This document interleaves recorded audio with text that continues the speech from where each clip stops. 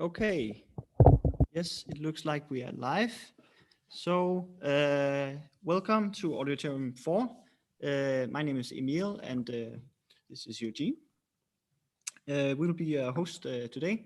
So first we have Marianne from Clinical Microbiomics, who's gonna talk about. So are you ready with your slides, Marianne? Yes, should Great. I? Is that fine? Yes, everything's good. Great.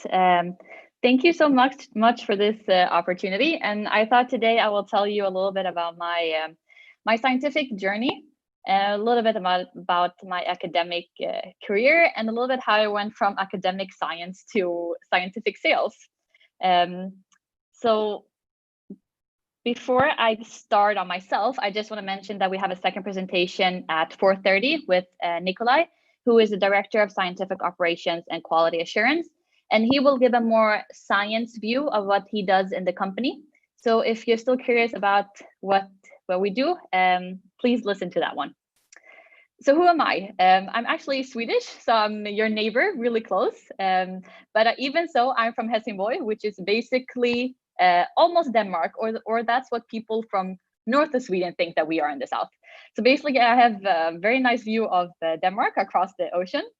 And it's a little bit here what started my scientific thought and ideas. During high school, I took a class in biotechnology. And it was actually here where I did my first PCR experiment. And I was so fascinated about the PCR. And now, after a long academic career, I realized that this is really not that fun. But during that time, that was super exciting. And my biotechnology class was kind of what enabled me to continue on that track. And then when I started university, I wasn't really exactly sure what I wanted to do, but I've always been interested in problem solving and math. So I thought, how about combining that with an engineering degree and at the same time doing that in biotechnology? So you still have this science view. So I started my degree at the engineering school at Lund, which is a 5-year program, integrated bachelor with masters. And it was during that time where I did my first project with the Swedish National Forensic Center, which was basically a project looking at soil samples and how you can improve DNA detection, because you have a lot of inhibitors in soil when you look at forensic soil samples. So this was also a PCR project. This is becoming always kept going on, but this is where my science and my, I would say, lab interest really kicked off, and I realized that I wanted to really work within science.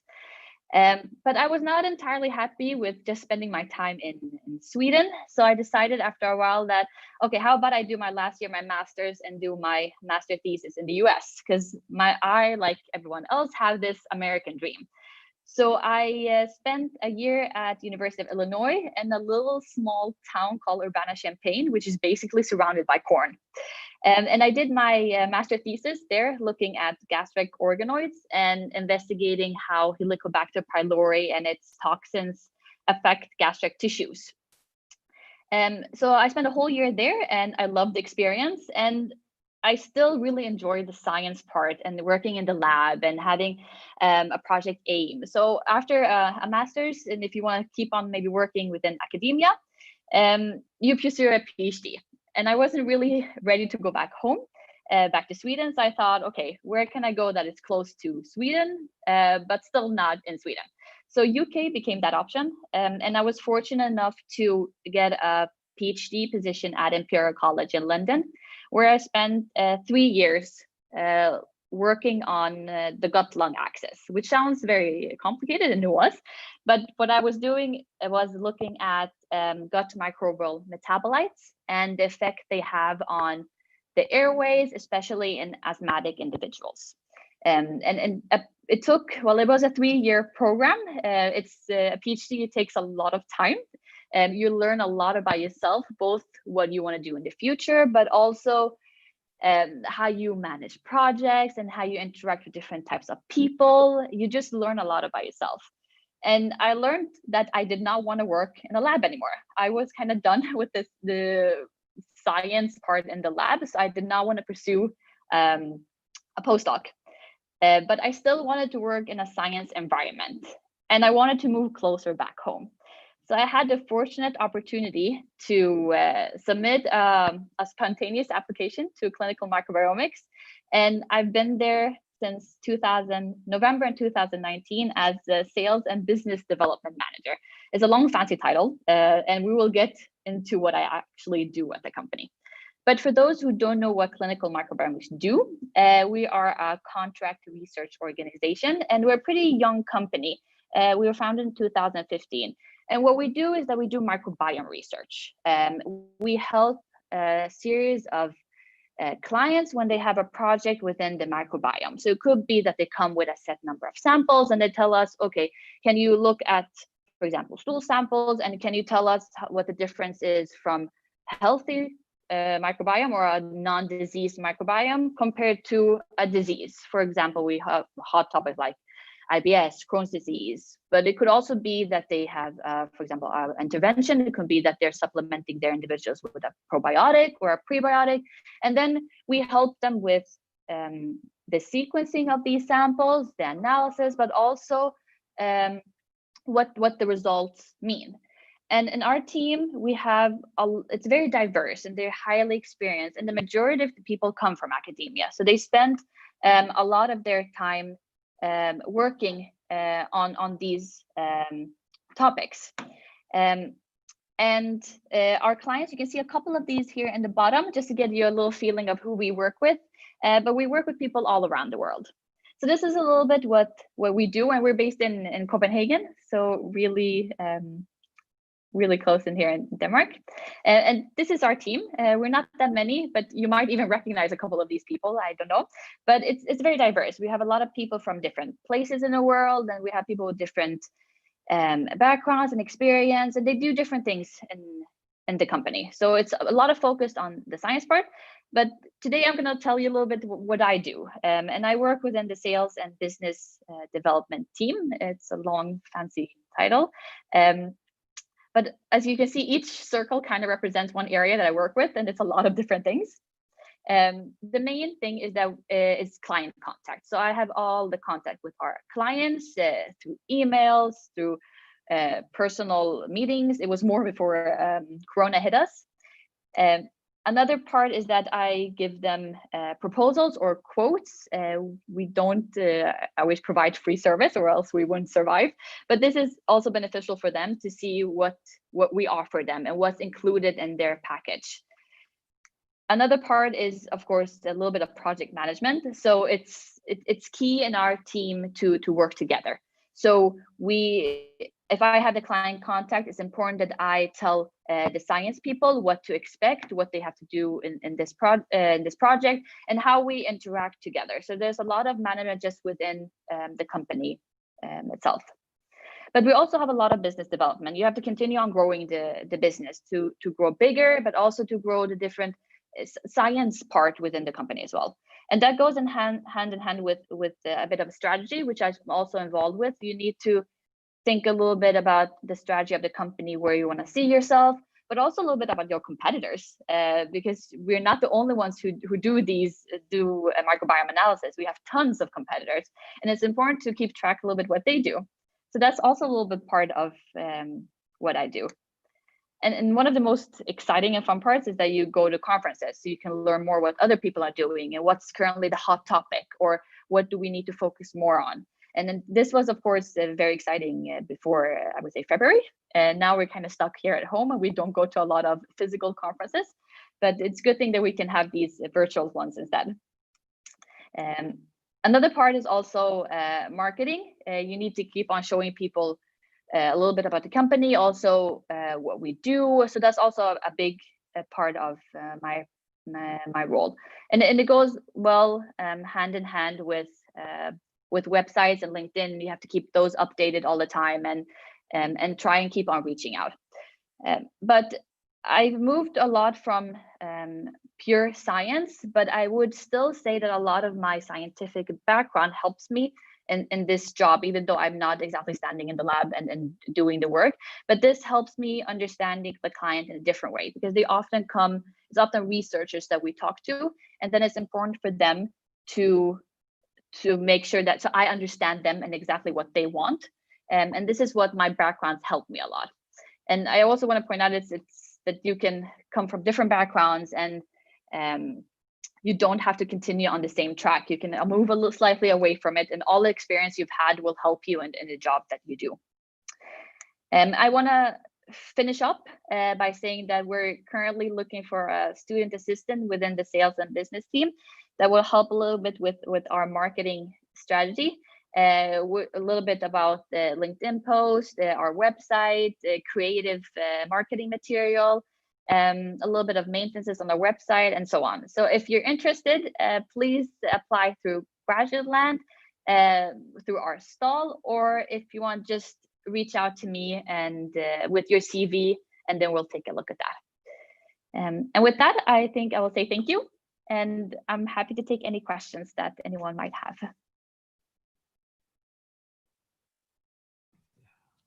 Thank you so much, Marianne. It looks like we have one question from Eva that says, did you directly jump into sales and business development? Did you get any training? No, so actually I went straight from my PhD. I finished my PhD in October, and I got the job in November and defended actually afterwards. So no, I didn't have any prior experience to pure sales and business. But what I also want to point out in our company is that we don't work in a very pure and sales business way. It's more a scientific company, and it's also the experience. So you learn by doing. But I also had a lot of support from the people within my team, and they were always happy to answer any questions, and they helped me to get into this more sales and business role. But I think you learn by doing. And then there's always a lot of courses you can take that will help you improve the more sales and business thinking. All right. Thank you, Marianne. Yes, I don't think we have any more questions.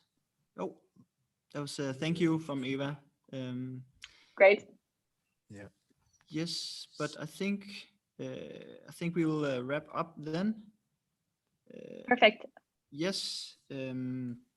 So I'll just I'll stop sharing, and I'll say thank you so much for having me. Thank you so much, Marianne. It was a pleasure. Thank you. All right. Yes. Yes. Thank you. Hi, Cecilia. Hi. Hi. So next on the list is Herax, and this is Cecilia from Herax. Yeah. The floor is yours, Cecilia. Thank you very much. So just give me a second. Here we go.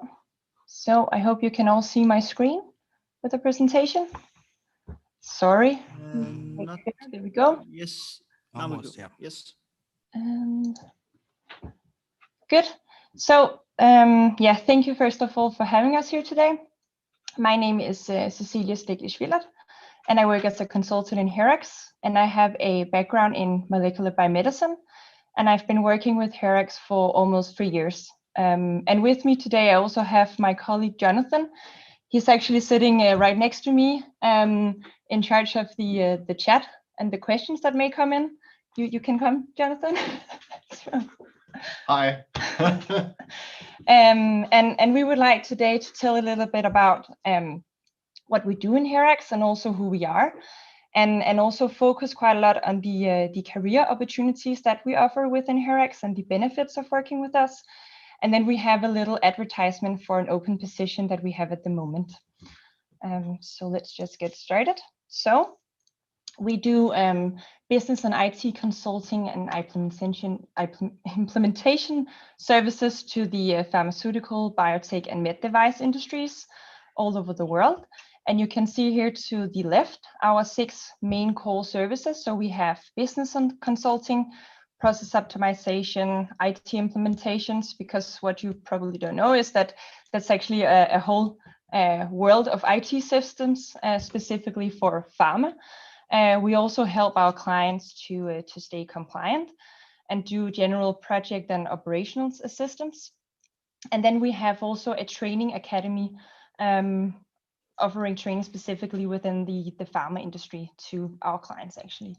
To the right here, we have some of our clients, and as you can see, we have both Danish and international clients. And what is quite unique with HEREX is that we work not only with industries that are specific to life science, of course, and is relevant for you guys, but we also work specifically within R&D and cover a lot of these areas which might eventually be your future workplace. So it's also a really good opportunity to get some insights into what these business areas and functions are actually about, which I personally think is quite nice.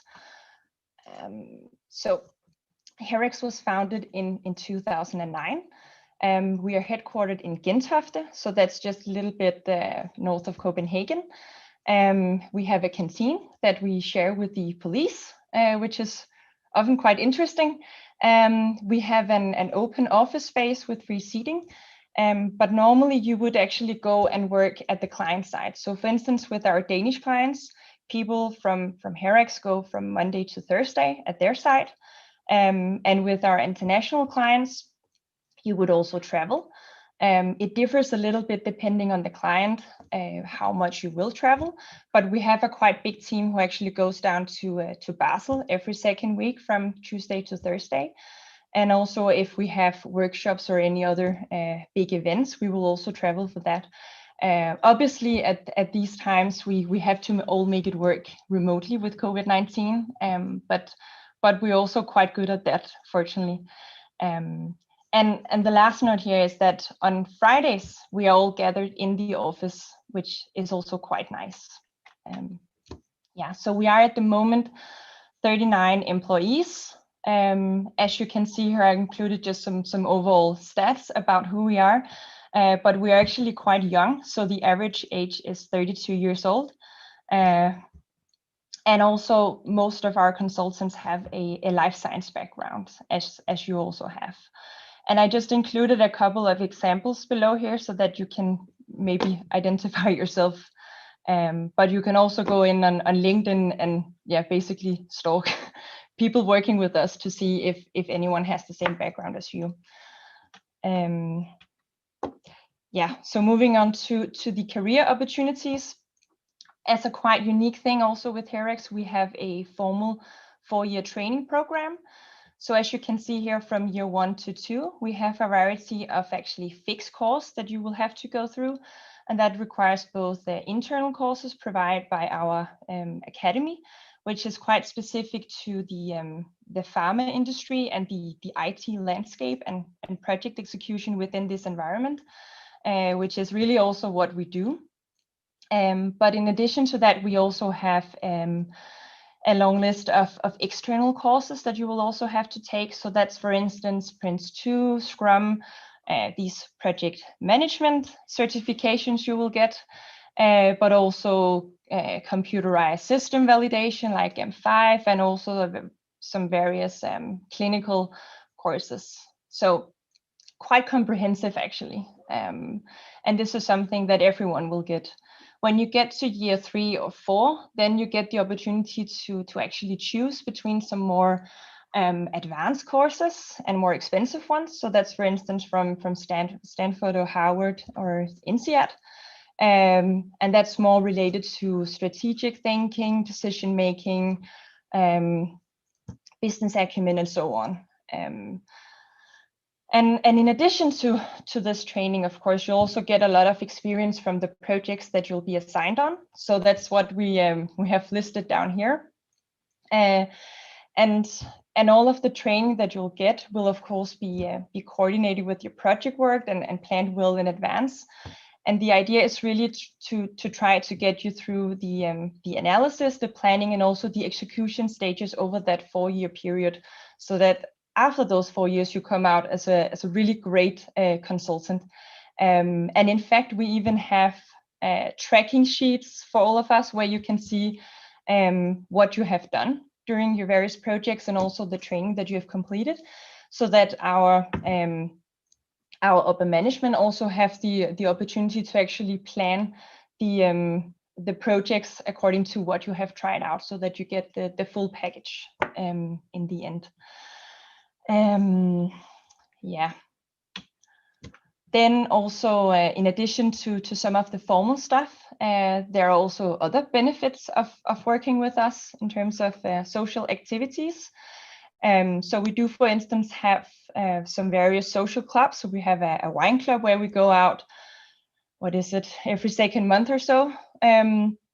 We have a running club, running every Friday morning. We have people who love to play computer games at the office or board games, and also movie night. And then we also have, like any other big company, a yearly summer party, Christmas party. You can see here from one of our summer parties. We also go out every quarter on a company dinner where we go out the whole company. And then we also have team events, both across the team that you'll be assigned, but also with the client that you work for, where we do that internally.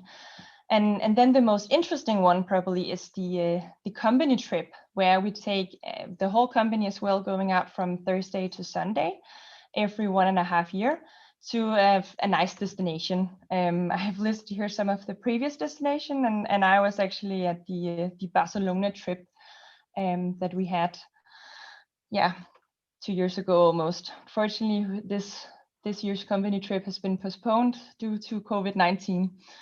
So that's quite sad. So if you are looking for a job and you think this sounds really interesting, then you came to the right place, because we do at the moment have an open position that we have posted here on our stall on Graduate Land, and you have until the end of October actually to apply for that. But in reality, we are actually always looking for new consultants. If there is the right candidate, then we are also willing to hire that, even though that we don't have an open job position. And I have also listed here below some of the overall qualifications that are required, which are, I think, quite general.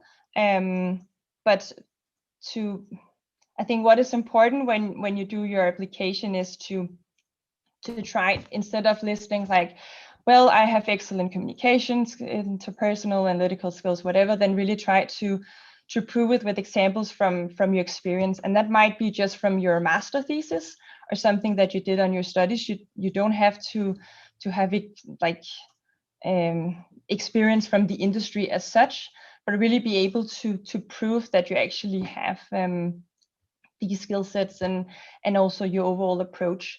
And then another tip I would say is, don't focus too much on the scientific and theoretical part from your education and background. We don't really care if you're a champion in doing Western blots. We're more interested in how you actually approach challenges and problems.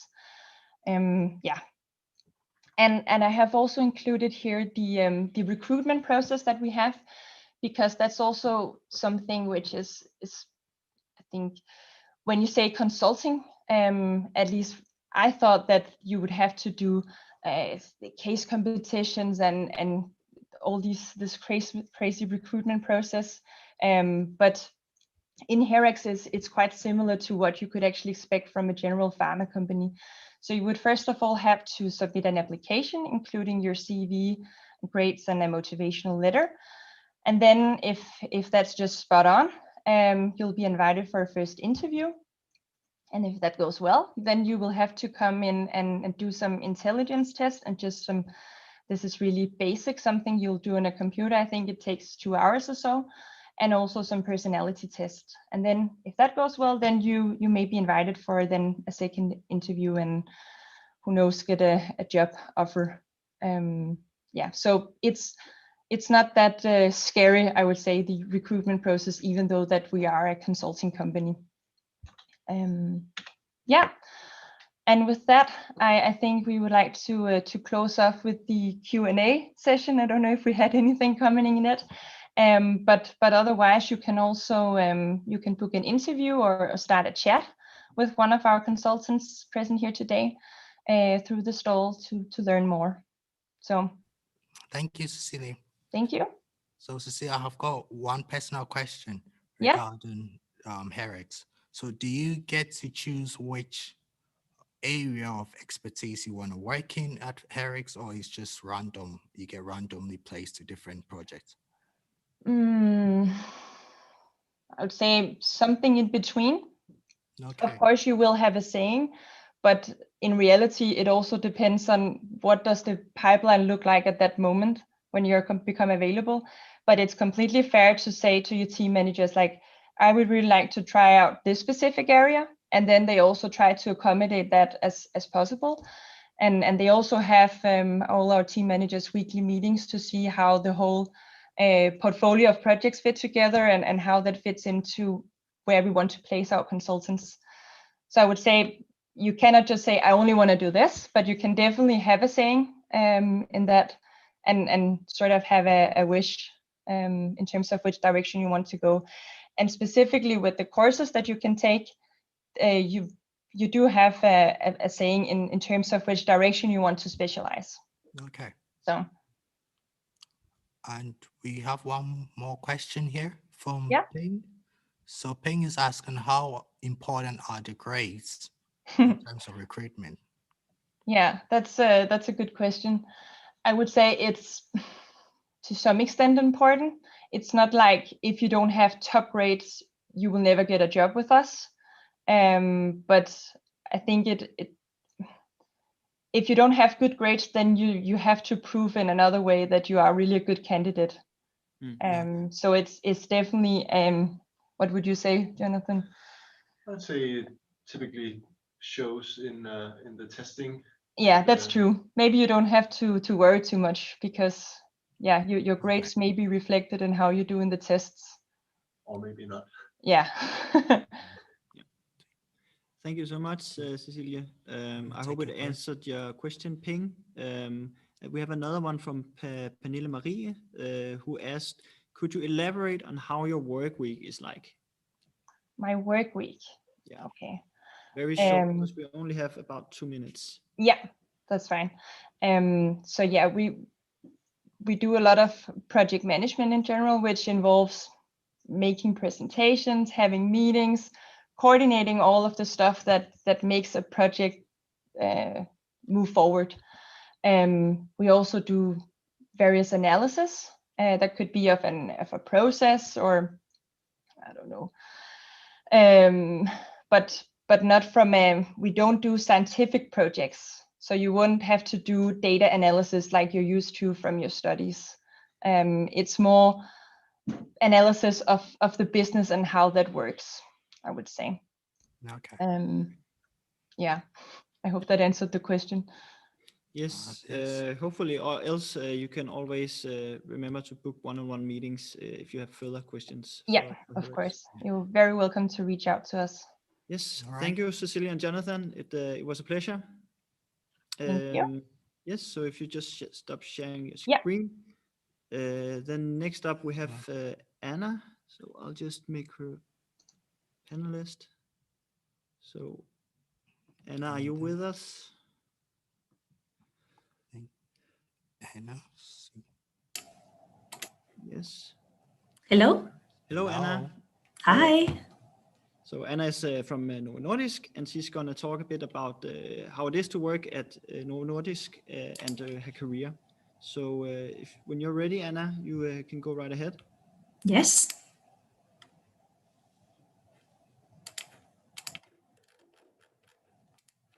Can you see my presentation? Yes, we can. Perfect. So my name is Ana Moragudo, and I'm going to present my career at Novo Nordisk. I'm currently heading one of the departments in regulatory affairs. A little bit about myself. I'm a pharmacist by education. I'm actually Spanish. I have a master's in pharmaceutical sciences with a master thesis in epidemiology in public health, and also another master's in industrial pharmacy and regulatory affairs. In total, I have almost 8 years of experience, and I've been working in different companies in the pharma industry in Spain, the UK, and Denmark. The last 3.5 years, I've been in Denmark working for Novo Nordisk in regulatory affairs. So why I decided to join Novo Nordisk? Well, one of the reasons is first was personally I had to move from the UK to Denmark, and of course I was very interested in joining Novo Nordisk for things I had heard from friends or people that were working in the company. So one of the things that were more interesting to me was the business ethics. So I know Novo Nordisk is a very patient-oriented company with a lot of taking a lot of social and environmental responsibilities. There's a lot of innovation and excellence in everything that the company does, and also the quality of the products. I had heard a lot about stem cells, for example, and to me that was really fascinating. How can you make that such a big difference to patients? And also around work-and-life balance and all the motivation and empowerment and development opportunities. It was also very important to me, as I'm not Danish, that to work in a global company where you have the chance to work internationally. All of this is actually summarized in our values, which we call a Novo Nordisk Way. I will explain a little bit about the recruitment process, because in my case, I actually applied through the Novo Nordisk website, and I encourage all of you to actually search for different opportunities that we have available, and keep doing that very often, because we always post new ones, so keep an eye. And I highly recommend as well that you, of course, customize your CV and your cover letter depending on the job you're going to apply. If you are selected, then you will go through a series of first interview with a hiring manager, just to get to know you a little bit more and your interest, and also if you fit in the department. After that, if you are still in the process, there's some tests that you need to do at home about there are some personality, but also competency, like around maths and logic, etc. After that, there's a second interview, and this time is the hiring manager, but also human resources, just to go through the results of your test. If you're selected, then it's all the practicalities basically, and starting the trainings as soon as possible, so you can have some hands-on, on the different tasks. But if you don't be demotivated, because actually there's Novo Nordisk is a really big company. We have different departments and we require a lot of different skills. So maybe you don't fit in that area, but you can keep trying in different positions. So don't really be discouraged around that. What do I do at Novo Nordisk? I'm working, as I said, in regulatory affairs, which is part of research and development, and in an area called MARS. So we are medical affairs, global safety, and regulatory affairs. We have around 1,000 employees in Denmark. It's very, very international. You can see more than 40 nationalities, and with a majority of women. What do we do? So in medical affairs, it's driving all the scientific strategy in the company, also all the scientific discussions and dialogues with the healthcare professionals, and also with the rest of the company worldwide. In global safety is ensuring like the pharmacovigilance, or the basically monitoring of all the adverse events, and handling all the recalls from our products, and fighting all the counterfeits. I'm working with regulatory affairs. So our mission is to obtain regulatory licenses, and also maintaining them with the health authorities. As you can see, we are basically working all across the value chain on the life cycle of the products, from the early moments with the research and just finding the molecule, going through the preclinical phases and also the clinical trials around also, and even after the commercialization, once we have the product in the market, we still need real world evidence and some of the phase 4 clinical trials to actually keep looking into any possible adverse events for products, etc., or possibilities for optimization. A little bit about my own career. You see it's a picture with Lars, our CEO, in one of our summer parties in Roskilde. Unfortunately, this year, because of the COVID situation, we couldn't have it. But well, I joined the company in May 2017 as a regulatory professional in the quality part. So that meant I was working with 2 of our products. I was responsible worldwide, and I had to interact with the manufacturing sites, product supply and logistics, and the different affiliates. In December 2018, I was appointed project manager in the same area. And my role was to set up a new department in India and transfer some of the activities and responsibilities we had in Denmark, and at the same time creating new roles in Denmark. So it was a very exciting opportunity to also get to know like India, and had the opportunity to travel there actually. Last year in August, I was appointed department manager, this time in regulatory operations. I'm heading a small team, and the focus is not with products, but more related to processes and systems. Some of my development opportunities I had in the company. As I said, I went on an extended business trip. I spent some months working in India last year, which was a great experience to, of course, also get to know a bit more the culture and travel around the country. There's a lot of courses and conferences. This picture is from last year in San Diego, California. Unfortunately, because of the COVID situation, of course, all the traveling has been reduced, but we still engage a lot virtually to all these conferences. So it's still very, very exciting.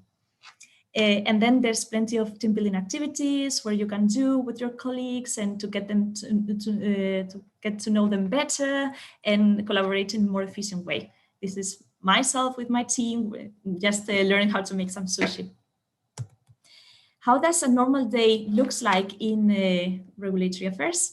So of course, we have a lot of daily business critical activities, and that will change a lot if we are in the clinical part or if we are in the quality part, or in my case, working with a system.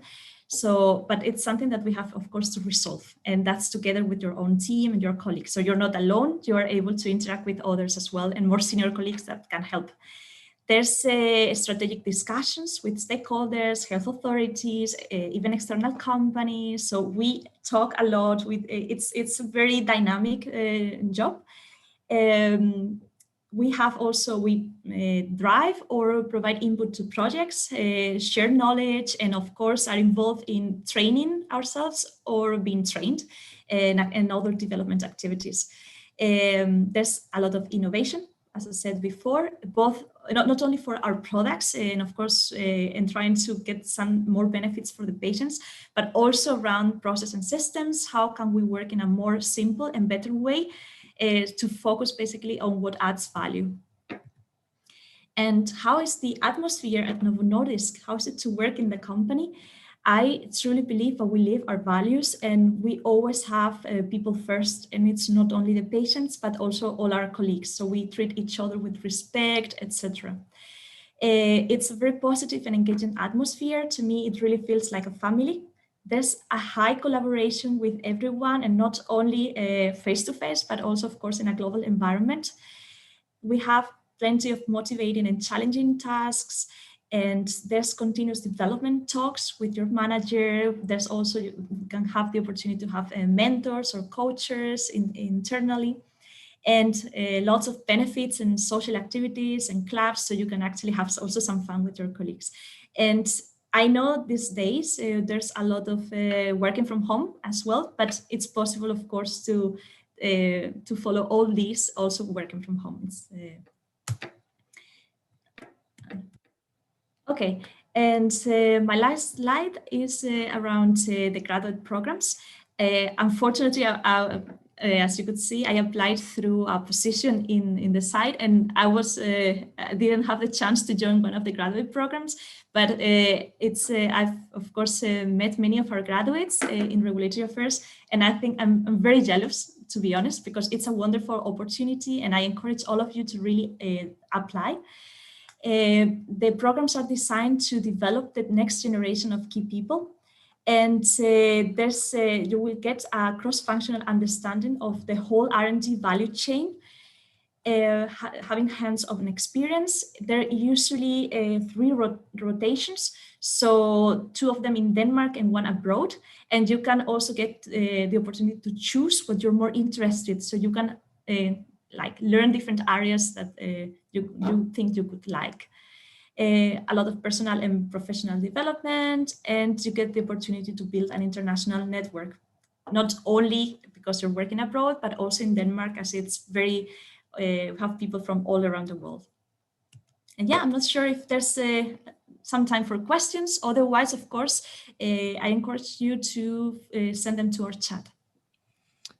Thank you, Anna, for the presentation. We've got some couple of questions here. First, Benjamin is asking if it's possible to do an internship at Novo Nordisk, and how should he go about this? Yes, so of course we have different possibilities. It depends on the graduate programs. As well, there's student helper positions if you are still working or studying in your master's or during your bachelor, etc. And I encourage actually to send a question around this if you want to get to know more, because we have some of our colleagues in the talent development department who can help and guide you more around this. But yes, there's of course plenty of opportunities for internships. Take the next question. Yes, thank you. So we only have 3 minutes left.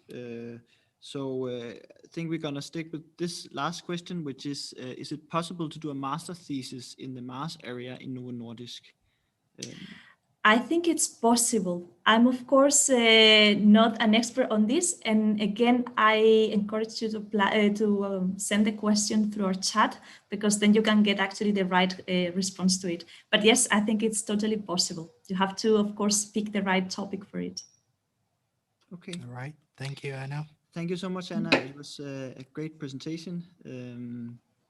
Yes. So remember, if you have any further questions, there was one question we didn't get answered from Tina. Remember to book one-on-one sessions if you really want that question to be answered. We can't go through them all. Yeah, now. absolutely not. Yep. Yes. So thank you so much, Anna. Okay. Bye-bye. Bye. Thank you. Bye. So next we've got. Yes. So next we've got Nikolai and Jesper from Janssen Pharmaceuticals, and they will talk a bit about what Janssen Pharmaceutical represents. Hi, Janssen. Can you hear us? We can hear you. Hi, Emil. Hello. Hi, everyone. Good Hi, to see you. Nikolai. Good to see you guys. So are you ready with the presentation? Yeah, I'll see if I can share my screen here. Just a second. All right. Share screen. Yes. Can you see my screen? Yes. Yes. That's right. All right, go for it, Jesper. Okay, perfect. Perfect. So basically, hello everybody. This is kind of unusual doing this way, but my name is Jesper Lise, and I'm a medical advisor in Janssen in Denmark. And today I will give a short introduction to Janssen and Johnson & Johnson together with my colleague Nikolai, who's online here as well, who is one of our health economics, market access and reimbursement managers. Abbreviations just HEMAR. So we're really happy to have this opportunity and possibility to meet all of you, and hopefully all this virtual setup it will be good and work perfect. And sorry for anything in the background. There's small children running around. So I would just point out, if you, as Emil also said, if you should not have scheduled a one-to-one meeting with us today and would like to have a conversation with us, then please do not hesitate to contact us afterwards. So basically, we would have loved to show a small video of what it means to work in J&J, but unfortunately, due to the virtual setup, it doesn't really work that well. So instead, we just added the link. You can go into careers.jnj.com and watch how broad we actually are based. So Johnson & Johnson is the world's largest and most broadly based healthcare company, and we are still growing. And as you can see to the left, our global headquarters are located in New Brunswick in New Jersey, US. And we have around 132,000 employees worldwide, positioned across 230 operation companies and spanning 60 countries. We have 3 subsidiaries. So one being medical devices, where we are pioneering innovations from restoring vision and mobility to ensure that surgery is safe and effective. And what does that mean? It means that we have different subdivisions called DuPont Synthesis, which is a global leader of orthopedic trauma devices. We have Ethicon, which is surgical sutures and wound closure devices. We have J&J Vision, which is contact lenses, Byers and Webster, which is a leader in science behind the diagnosis and treatment of cardiac arrhythmias, and Serenovus, which is a global leader in neovascular care related to treatment of hemorrhagic and ischemic stroke. Then we have the consumer side. We offer brands that have been trusted for decades. We have baby care, beauty, oral care, wound care, and women's health products. And then we have the pharmaceutical part, or Janssen, where we are trying to create a future where disease is a thing of the past. And for nearly a century, we have been confronting the world's most devastating and complex diseases. We are more than 40,000 strong, working hard to treat, cure, stop, and prevent some of the most devastating and complex diseases. So we tackle society's most pressing healthcare challenges, connecting big ideas to the resources we need to make them to become a reality. And we bring together cutting-edge science and most creative minds in the industry to think differently of how diseases can not just be treated, but predicted, prevented, and stopped. We stay focused on the disease areas where we believe we can make the most difference. So we have specifically six different areas that we focus on: cardiovascular and metabolism, immunology, which is rheumatology, gastroenterology, and dermatology; infectious diseases and vaccines, which is respiratory infections, hepatitis B, HIV, bacterial infections. As you might have seen in the media, we're also involved within COVID-19 vaccine development. We also developed the Ebola vaccine. We also focus on neuroscience, which is schizophrenia, mood disorders, Alzheimer's disease, and neurodegeneration, oncology, which is blood cancers, prostate cancer, solid tumor target therapy, and pulmonary arterial hypertension. So we have a lot of different focus areas, but we would not be able to achieve our success if it wasn't because of the collaborative approach that we have. So we work really close with people that share our values, from researchers to governments, healthcare professionals, and patient organizations. And we work closely together at every stage, from early discovery to market access and patient education. Because ultimately solving complex problems and moving forward is about taking a different approach. It's about how we work and who we work with. So it's about finding the best solution and then taking them one step further. To help bring those solutions to the people that needs them the most. We have a range of different job opportunities in J&J and Janssen.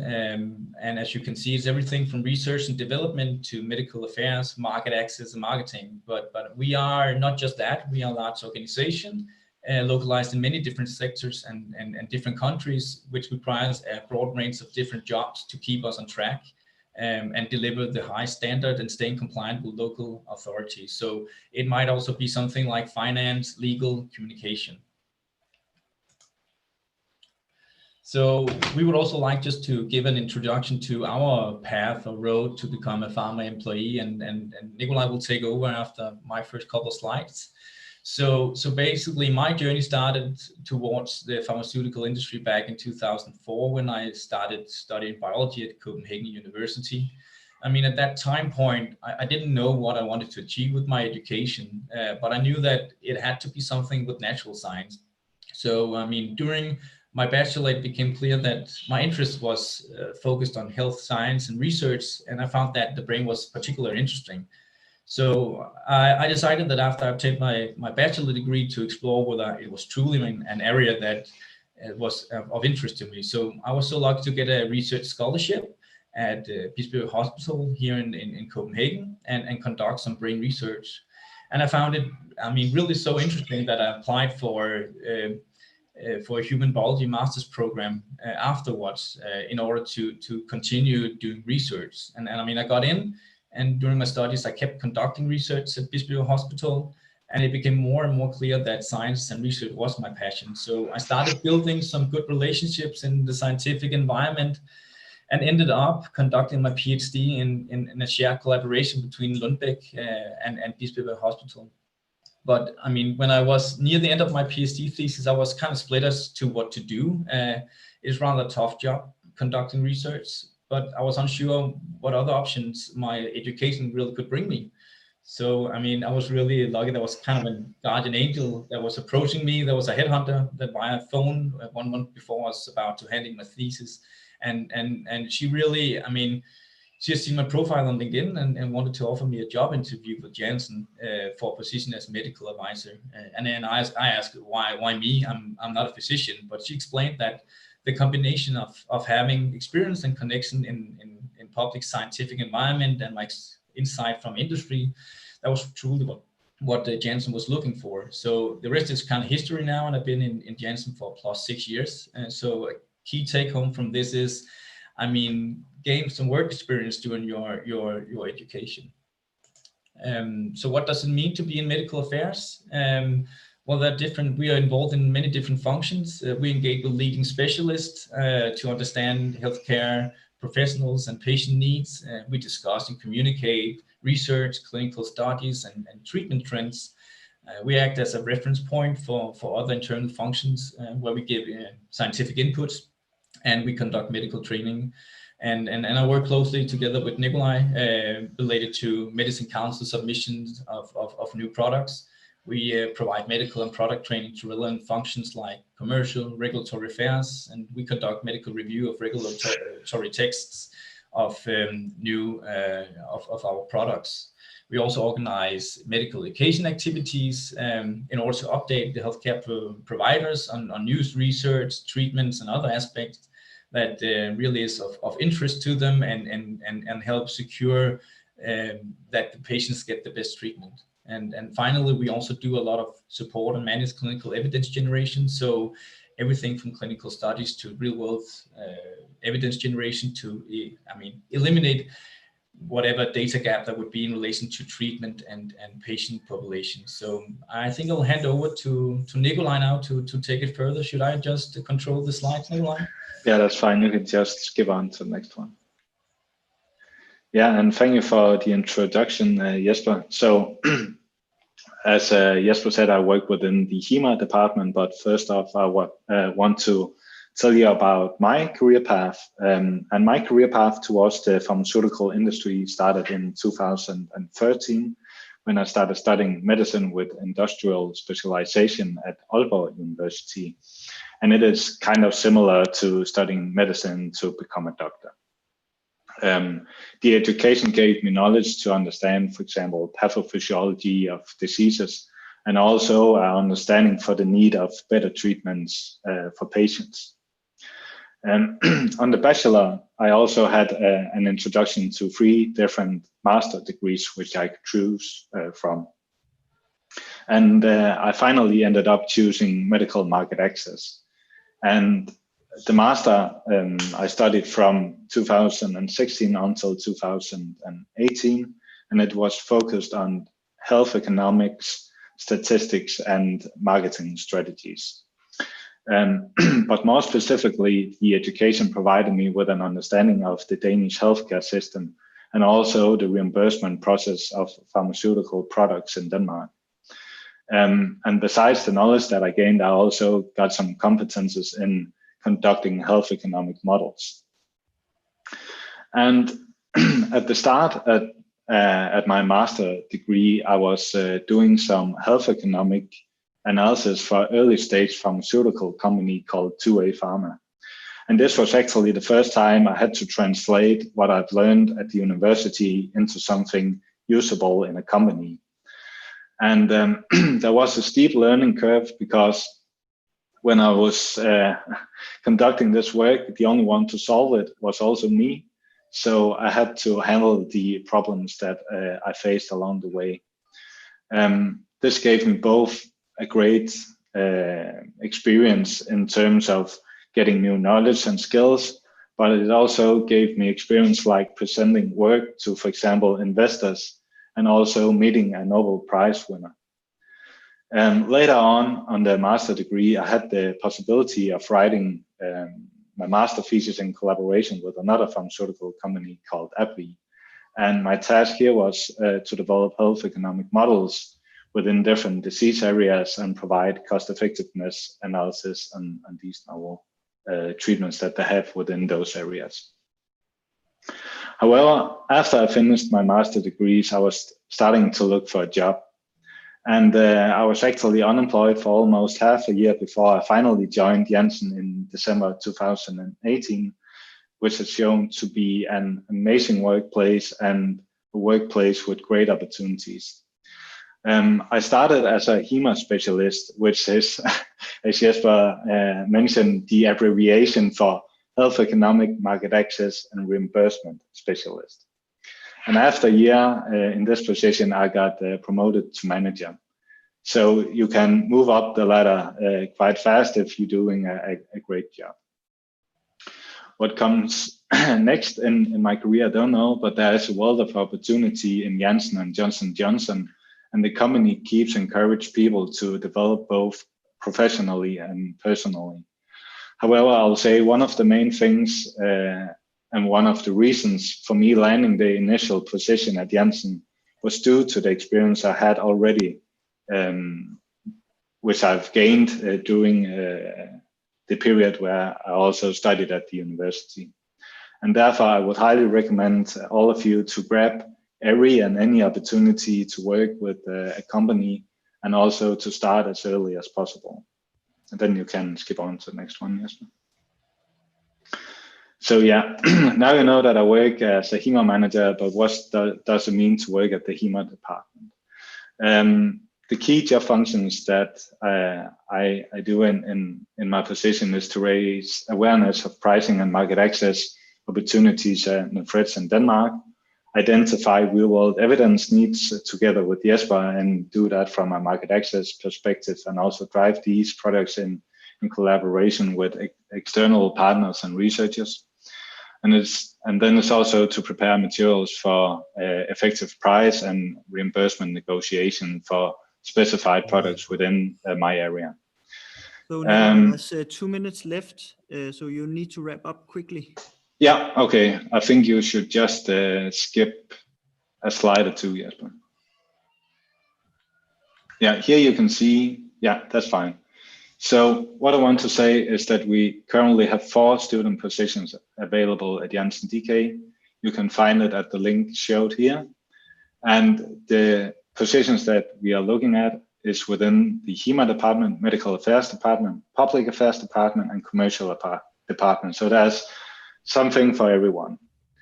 And if you don't find that these position is something for you, you can also look at further opportunities at the link here below, the careers.jnj.com/students.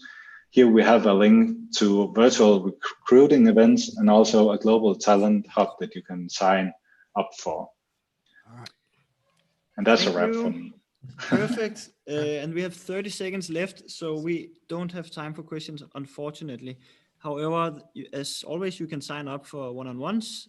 So please do that if you have any questions.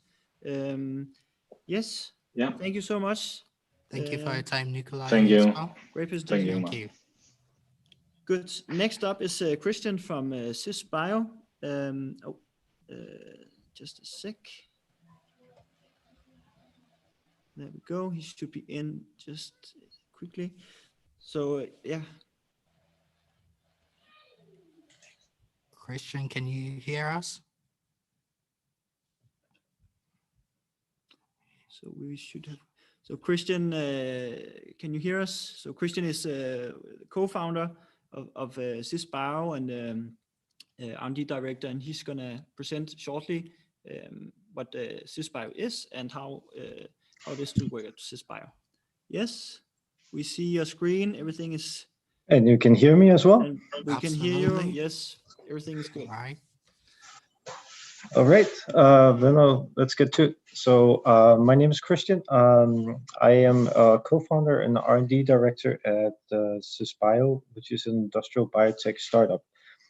I'll tell you a little bit about the company and about some of the job opportunities we have, and I'll showcase a few examples of the people working with us right now.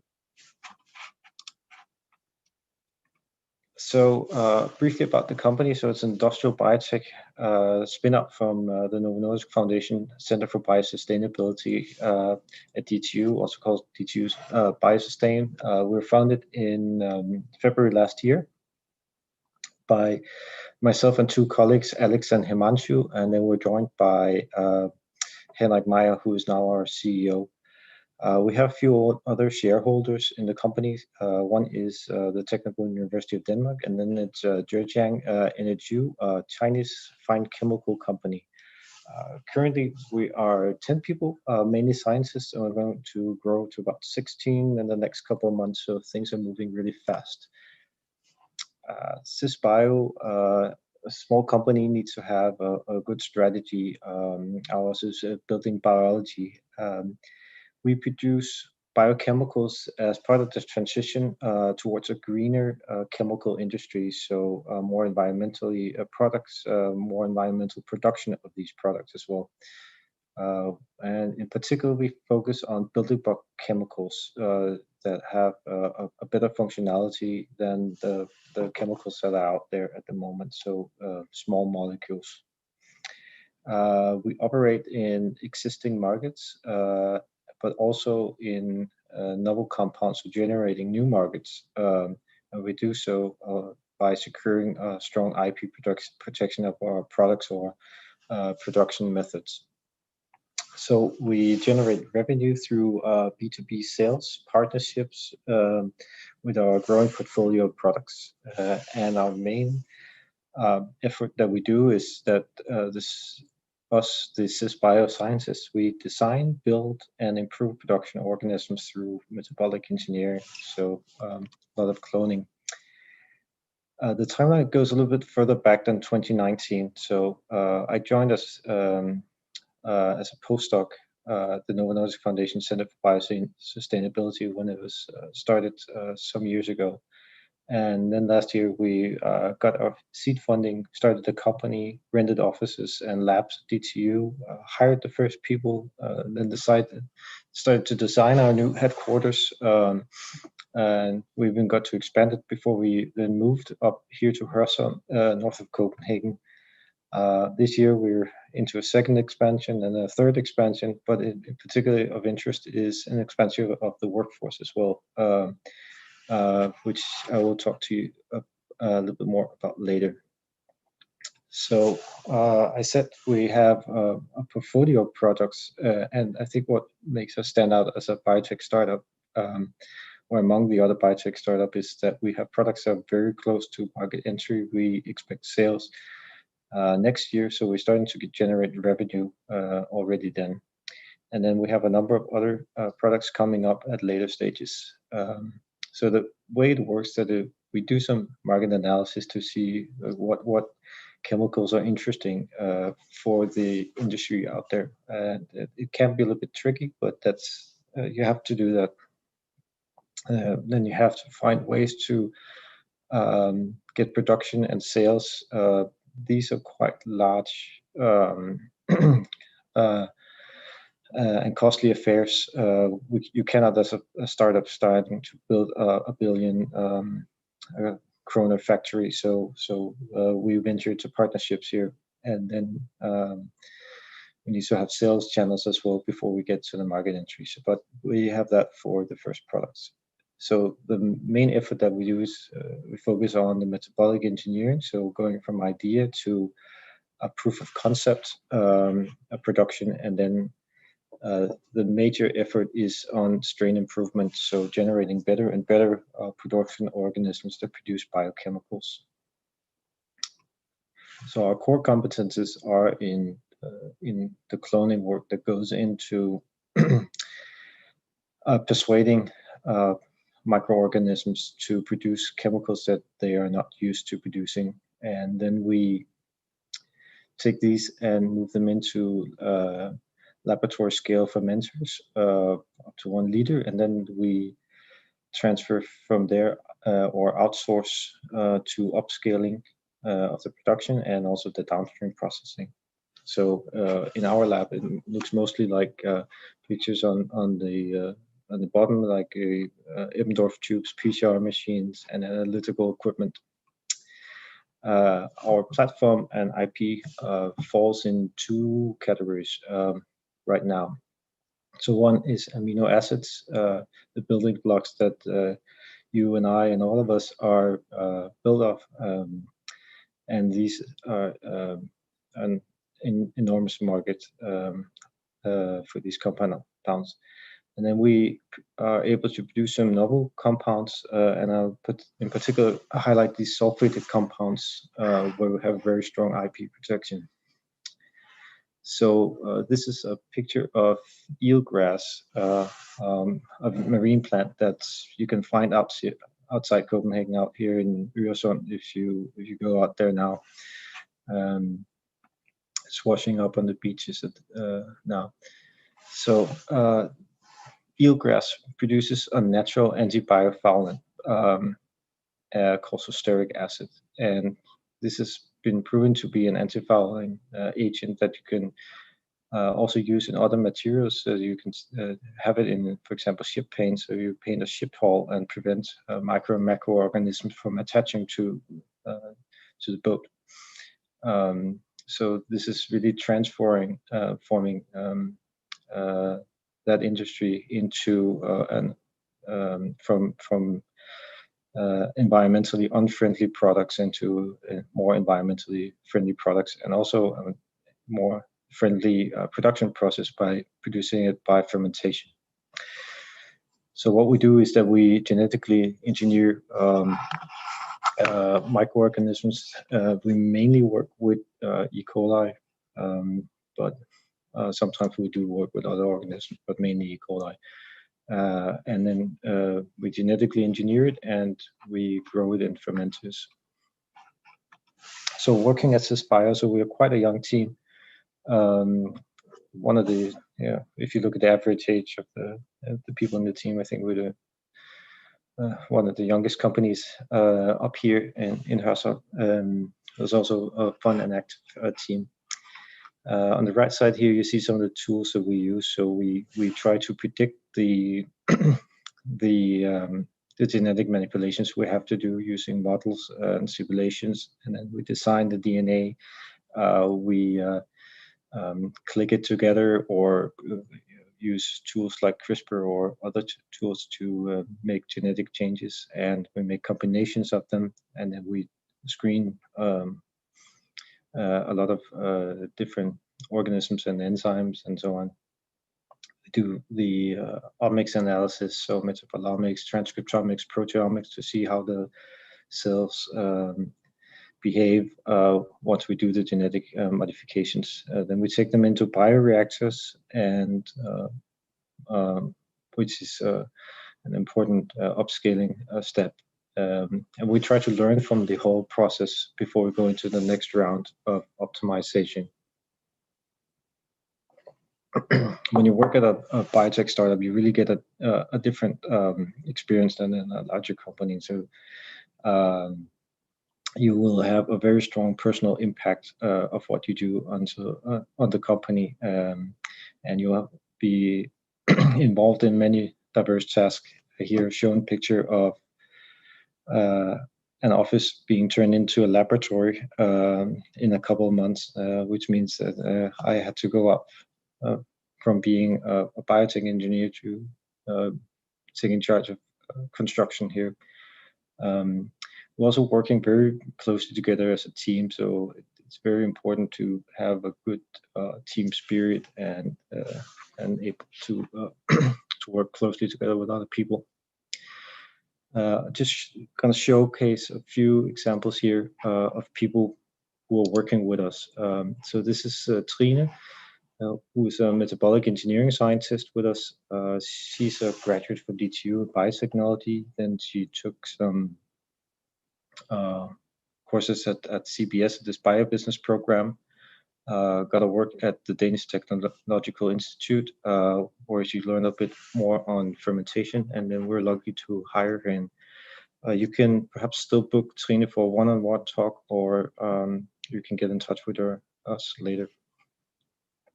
We have Joachim, who is also a graduate from DTU, did a PhD in enzyme science and postdocs, working among other things on CRISPR at different DTU departments and at the North Carolina State University. And then we have a postdoc called Sebastian, who's a protein chemist from the University of Copenhagen. He did a PhD in protein science at Monash University in Australia before we were lucky to hire him last year. So we have a number of job openings right now. Do not necessarily take them too literally, because we're really looking for intelligent people. And if you have certain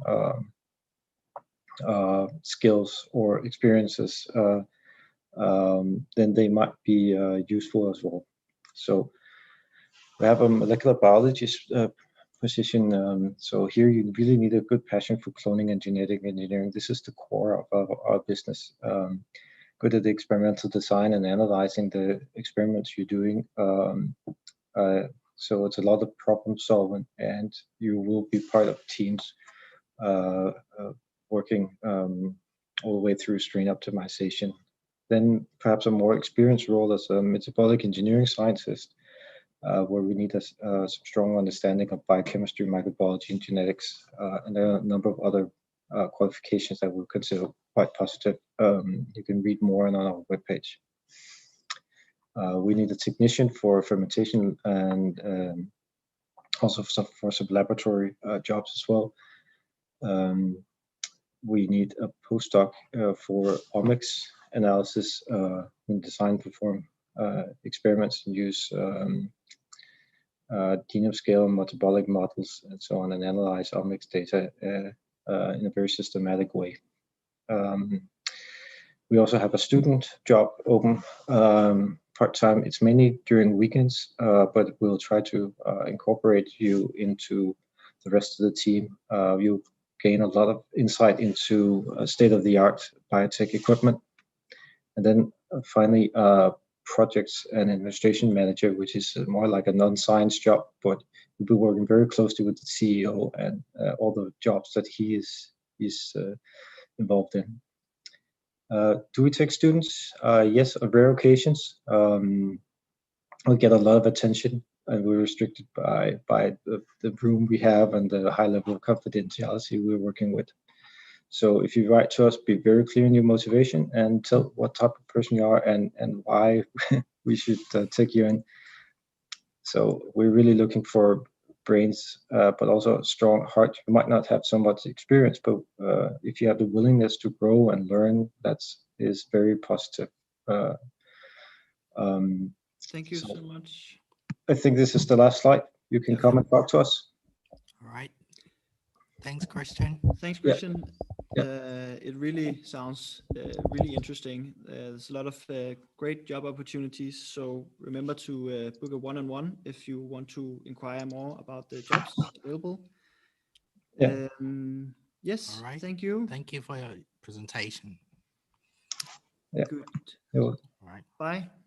Bye. So, Next is Jan Andersen, a senior scientist from Amgen. Let's see. Jan, can you hear us?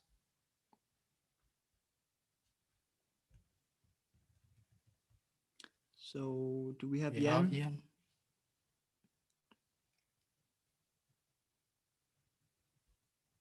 Jan, are you there?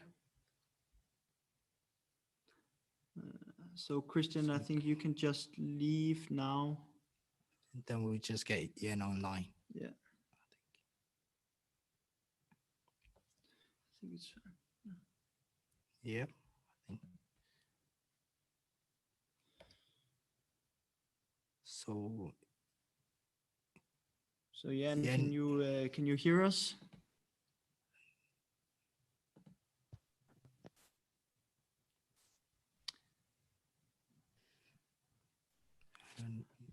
Jan? Yeah, we see you. Perfect. Hello? Hello? Can you hear us? Hello? Jan? I can't hear you. Can you hear me? Is the audio clear? No? No. All right. How about now? Can you hear me? Yes, Okay, we can hear but you. I can't hear you. Okay, that's Okay. great. I think maybe it's something with your audio settings because it looks like our microphone is responding. Anyway, yeah. Oh, he can hear us.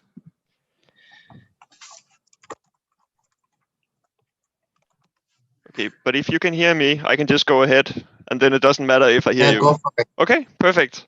I'll share my screen then. Yeah. All right.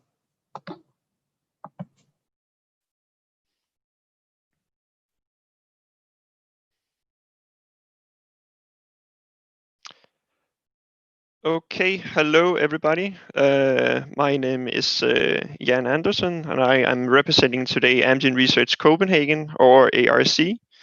And I'd like to talk to you about the company technology, some work examples that you can do if you're employed here, and then some potential opportunities in the future. I also have my colleague with me today. He's doing some of the one-on-ones, and that is Georgios Massis.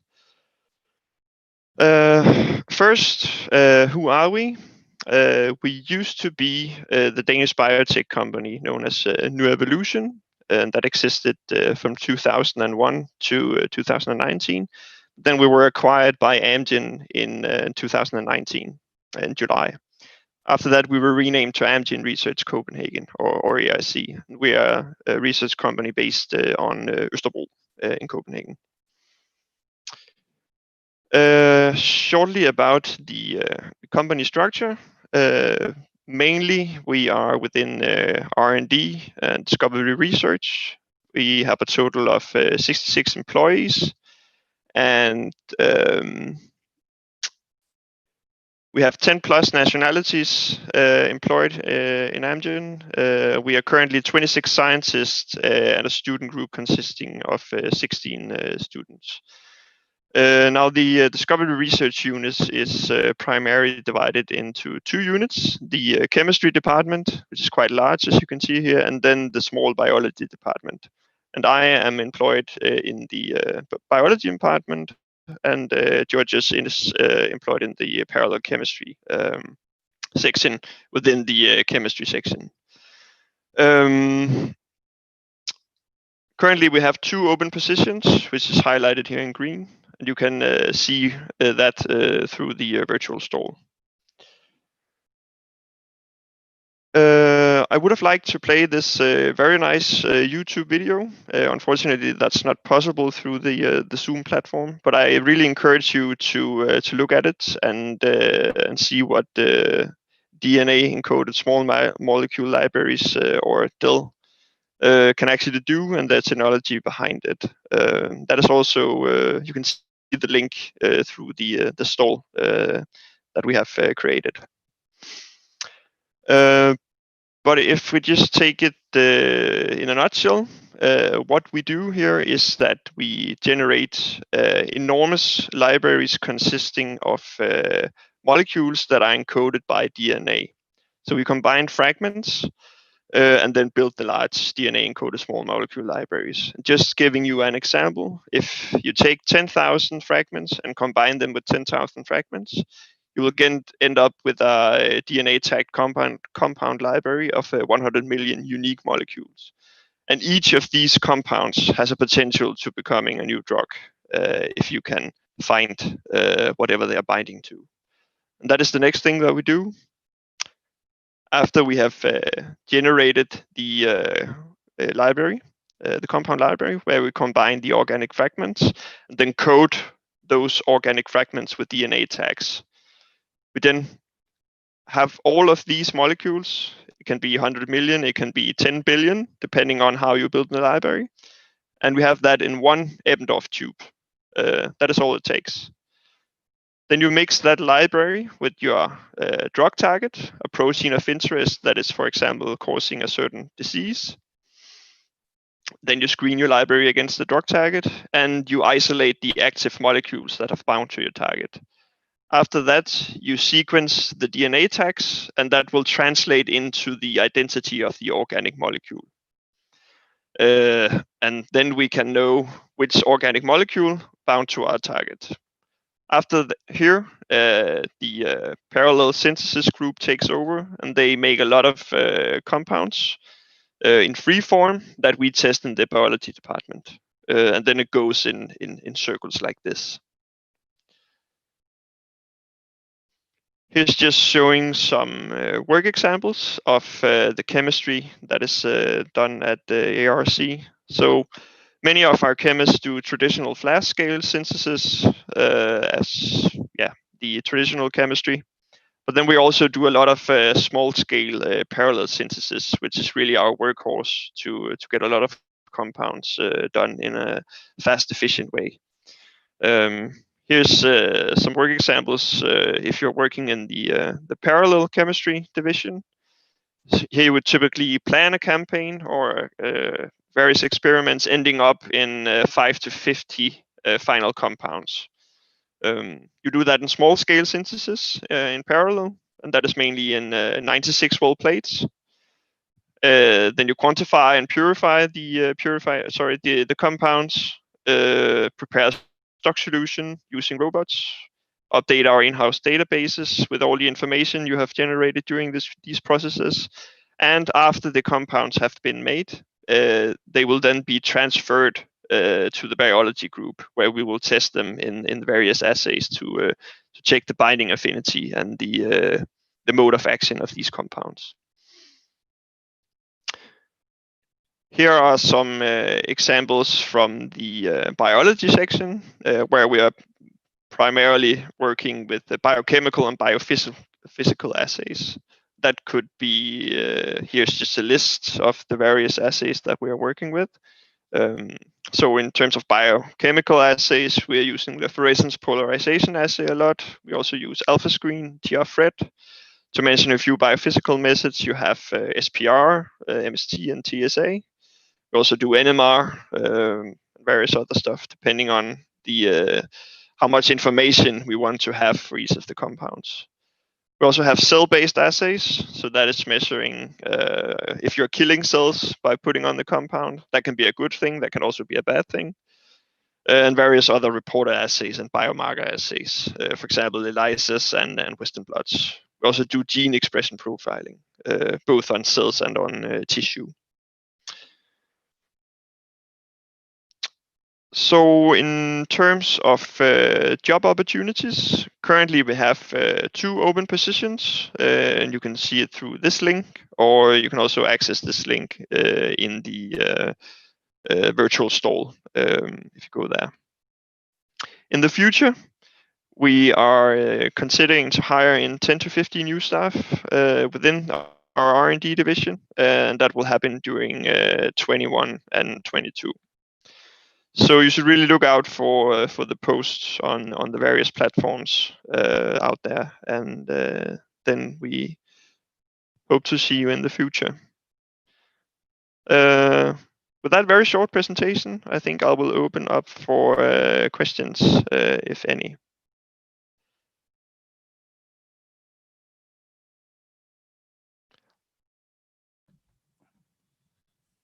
So Ian, can you still hear us? I'll just have to stop sharing here.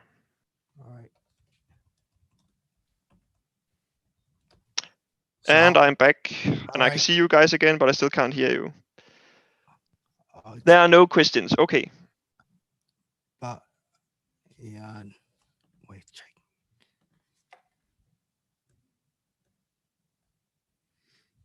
So did you hear me okay during all of that?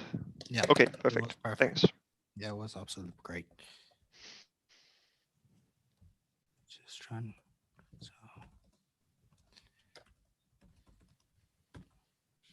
Right, so we text the questions to Ian. You're welcome.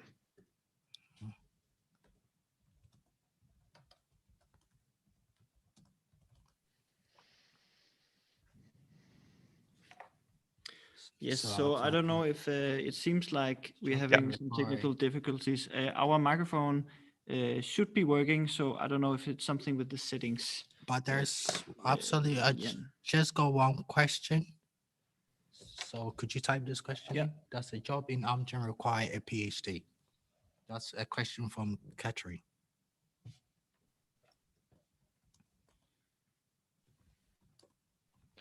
Then I think I will leave and go to Auditorium 3 instead. Okay, there is a question here. Yep. Does a job in Amgen require a PhD? I would say that, of course, that depends on the job function.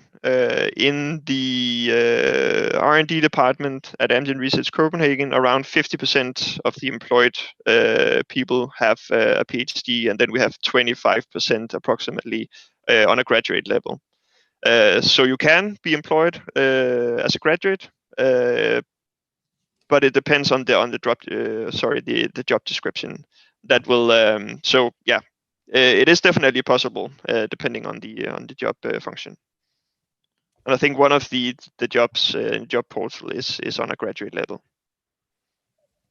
So there's one more question. Do you have students assistant position available in biology and biochem? So,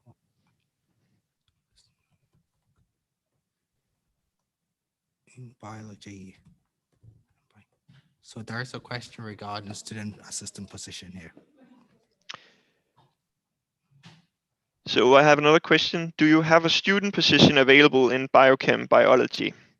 Right now, we have just had a round of employments within the student group. So unfortunately, that is a no for the time being. But I think there will be more positions opening up from the beginning of next year. Okay. Right, I guess this is all the time we have for Ian. Yeah. And you're more than welcome to have a one-on-one session with Ian. Okay, well, thank you too. I'll jump to the next auditorium. Have a nice day. Thank Bye. you. Bye. Right, so next up we got Albright Life Sciences. So we got Henrik Barbrand, who is the CEO of Albright, and he's gonna talk about some executive onboarding within the life science industry. Hello, Henrik, can you hear us? Yes, I can. Okay, All good, right. great, that's great news. Yes. Yes, and we can see your screen, so the floor is yours.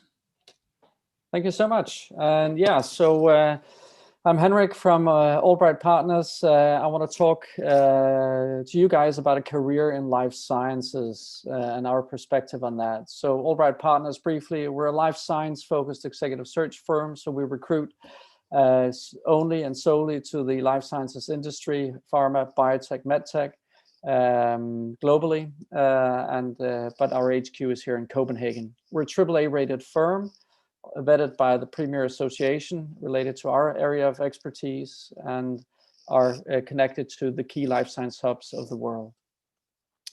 Our references are across the board. We've worked with many different pharma, biotech, medtech companies, as you can see here. I'm sure you can recognize a lot of them. So I wanted to, as I mentioned, talk to you about a career in life sciences, and I want to bring up 4 reasons why you should consider a career in life sciences. I think the first and key reason is really, this is a place where you can make a difference. This is a place where you can provide great value to the future of humanity by improving human health.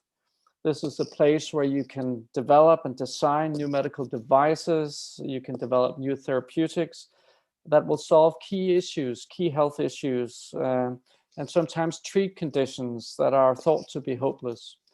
This industry has cured or treated significantly diseases like rabies, polio, measles, yellow fever, smallpox, and the list goes on and on. It is a very meaningful place to be. It's also a place where we see an engaging and well-paid workforce or work environment. We're seeing a lot of engaging projects that students and also people working in the industry can really benefit from. You have the chance to help patients research fascinating subjects and create solutions to very difficult problems. We often see this as a place where we identify good pay and benefit structures, especially often due to the specialization of the workforce working in life sciences, the high professional and educational level that we see. It's also an industry that's growing faster than most other industries. So there is a great future and a growth trajectory, which is also very interesting. And it is an industry that also intersects with other industries. We'll see it later in the presentation, for instance, technology-driven industries. And it has a positive work culture. I think what we're seeing is actually the life sciences industry, I always call it a feminine culture. It is a culture where the conflict level is low, and due to the balance and diversity that often seen in the industry and the high educational level, it makes it also a very fact-based culture. There's also a wide range of opportunities in life sciences. I mean, look at this map. We have research and development related jobs, preclinical research, clinical development.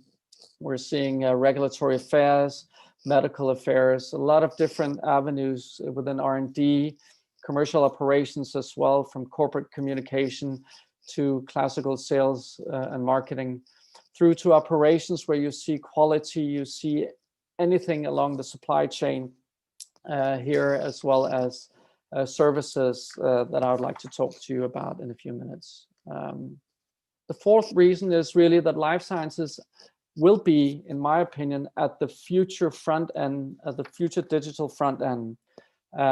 It is an industry that in the future will work closely with industries that bears artificial intelligence technology platforms forward and allows, for instance, the ability within life sciences to store huge amounts of genome data, the ability to use deep learning and to introduce clinical tools to the benefit of healthcare professionals and patients. And I want to talk to that a bit because there is a need out there. There's a need for the industry to think much further than what they're doing today. And you can be part of that voyage, that journey. So the new life sciences ecosystem, patients will take center stage, and life sciences companies will need to move away from just supplying single drugs to actually thinking much more holistically into health solutions.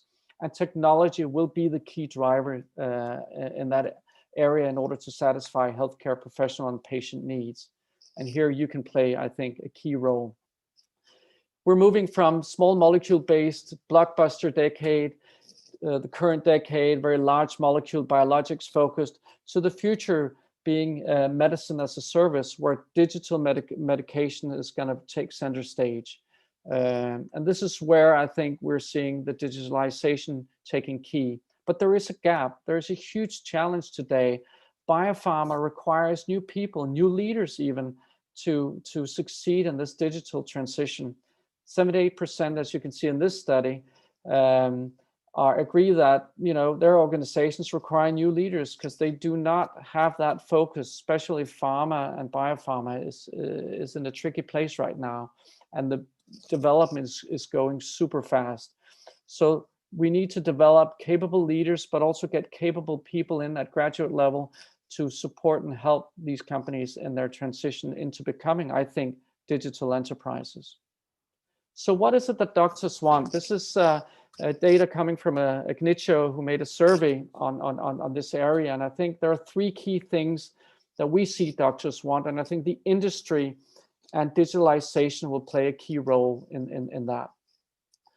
Doctors want more involvement from the industry in order for them to raise quality of patient care and improve treatment outcomes. They need the industry to help them move beyond the actual drug. They need the industry to support them in providing online consultations. They need the industry to help them provide technologies that allow them to perform individual patient follow-ups and even self-management by patients. That is a request by doctors already today. And digitalization is the key here. Doctors also want information and education. They want to be helped in giving patients and even themselves access to credible information. The World Wide Web, Google, you get so much information, you don't know what's credible, what's not. People are even more confused than ever before. And doctors, healthcare professionals are looking for access to the newest studies, to the newest indications, to future, what is the most frequent side effects. They need to know this information. It's important for them. And they also need to have and request credible materials that they can share with their patient. So they're looking for content and they're looking for accessibility. And again, digitalization, devices of sorts will be the key here. We also see that, doctors are asking for, as you can see, the bright blue bars here, what is their preferred content? Well, it's new clinical data, it's medical education, it's patient materials, just like I mentioned before. But what are they getting today? Well, they're receiving prescription drug information and not really receiving what they're looking for to the extent they need it. And I think this is a good example of how the industry needs to transition itself into servicing these healthcare professionals that are really becoming digitally savvy. Another thing, the third thing is the doctors need help to improve adherence. We're seeing patients still not being very good in being compliant to their treatment regime. And so they need help. They're looking for the industry to get help to make sure that the patient understand how to stay compliant to a medical medication treatment paradigm. And so we're looking for adherence apps for instance, low adherence conditions. As an example, hypertension is one of them. Again, here, doctors are looking for the industry, and digitalization is the key, and you can make a difference in that transition that the pharma industry is going to go through, the biopharma industry, etc.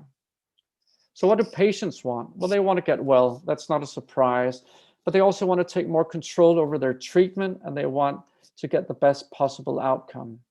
And one of the 3 things they want is credible information, much mirroring what I mentioned before.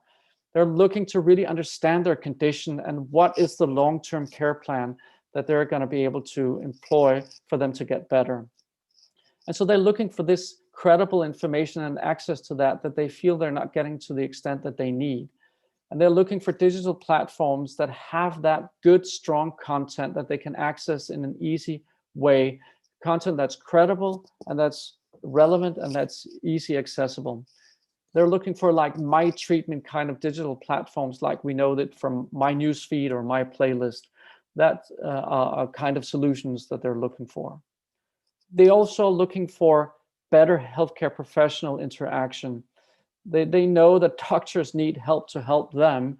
And I think the industry can play a key role here, because access to technologies that empower doctors to improve patient interactions is one of the keys here to what patients are looking for. So provide doctors with digital customizable tools that can help them explain a condition to their patient, that can help the patient and the doctor to remote monitor the conditions, and also to make on-demand information services ready-handed. It's all about digitalization and the journey that these life science companies are on right now. Family involvement is the third thing. Patients need their personal support network to really support them. They need to be empowered through digital material that they can share with their families and friends, and take control of the information that is shared, because patients need they need their support network here, the families and the friends, to help them, and sometimes it's also important for them to be able to share their condition and different information, and also to maybe create platforms for family caregivers to share experiences. So the future is digital. Also for the pharma industry, as we can see the model to the left, 93% agree that the future digital services will be an essential part of their solutions. Unfortunately, in the pharma industry and biopharma, it's not really anchored yet. Digitalization is not anchored at sea level to the extent that it is, as you can see to the right, in the medtech companies. So there is a huge issue there. Okay, so that was the speed and fast presentation. By all means, ask any questions you have. Perfect, Henrik. Thank you so much for that great presentation. So Henrik, I've got a personal question here. So what does Albright expect of a master student if I want to get a job at Albright? What qualifications do I need? Well, obviously we do research candidates for positions on behalf of our clients that work in the life sciences industry. So what we expect is candidates who are intrigued in a structured and systematic research methodology that will allow them, based on a research strategy, to identify the right candidates across the board. And many of our candidates are not necessarily in Denmark or the Nordic region. We search internationally, not in every country, because as you know, there are about 12 cities around the world that has huge life science hubs that have a lot of companies and therefore candidates there. So we're looking at very specialized, you can say niche focused search capabilities. No, okay. Thank you for the elaborative answer. Thank you.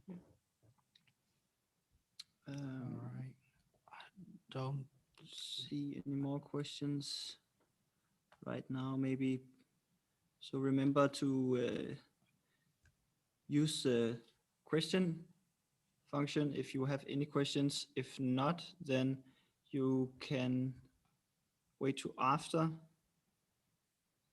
Do you have one? No, I don't see any on my screen. No.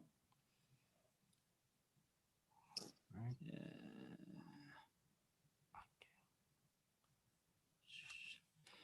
Okay. Well, then I think that was it, Henrik. Okay. Thank you. And thanks a lot Thank you for so much. listening to this presentation. I wish you all the best. You too. You too. Thank you. Thank you. Take care. Bye. Bye. Good. Good. So next is Daniel Felbo Jensen from NNIT, a business consultant. So Daniel, can you hear us clearly? Yes, I can. All Can you right. hear me? Yes. Yes. Welcome on the platform then. Thank you. And thank you for letting me present. I'll just share my screen. All right.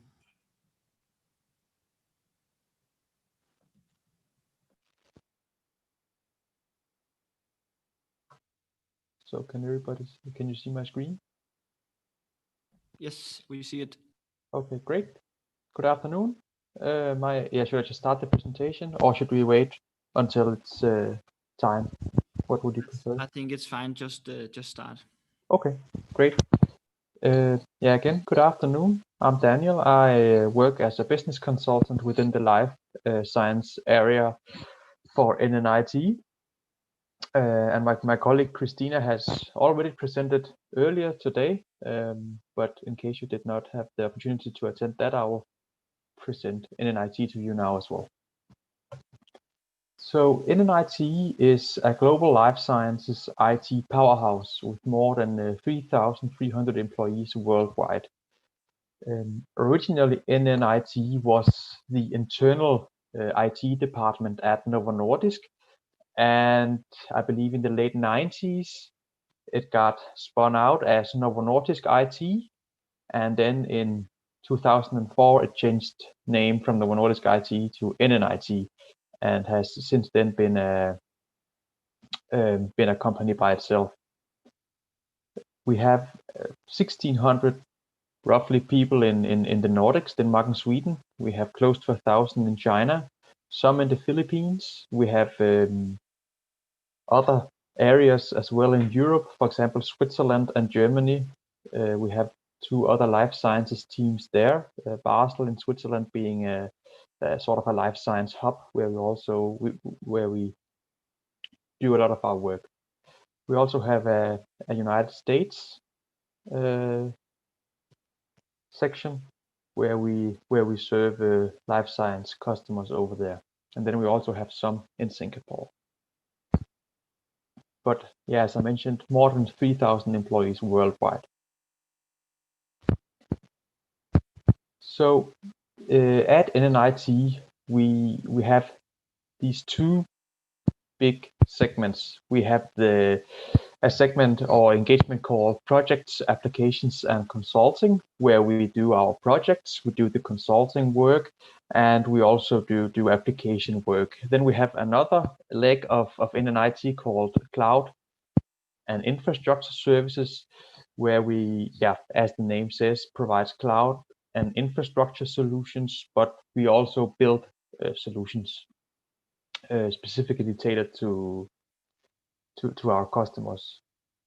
So, that could be, for example, SAP and such. And these 2 segments we really offer them on 2 different markets. We offer them on the private and public market, or to the private and public customers, which is customers such as big banks, consumer goods companies, Danish ministries and such. The private and public sector of the consulting part and the cloud and infrastructure services part is mainly in Denmark. So it's in the private and public, it's Danish customers. If we go to our life sciences department, which is more interesting to the audience here, we serve customers internationally. We have a lot of Danish life science customers, but we do also have a lot of international life science customers. And for the life sciences division, we kind of merge the projects and consulting with the cloud and infrastructure services, collaborating together in project teams, really depending on what kind of tasks we are hired to solve for our customers. But in general, we are collaborating a lot with the cloud and infrastructure services, and it's even though it has been split up here on this slide, it's when we are doing projects, we are more like the same team actually. So if we dive a little bit more deeply into the life sciences throughout NNIT, we have 6 or 5 main areas, which is the laboratory area. We have a clinical area. We have an area for pharma production with a specific focus on currently manufacturing execution systems, so sort of automated manufacturing. Then we have quality management, and then we have regulatory affairs. And to sort of like tie all these together, we have what we call a Viva powerhouse. And Viva is really like an end-to-end software that's able to connect data from laboratory until the regulatory affairs. But that's another case.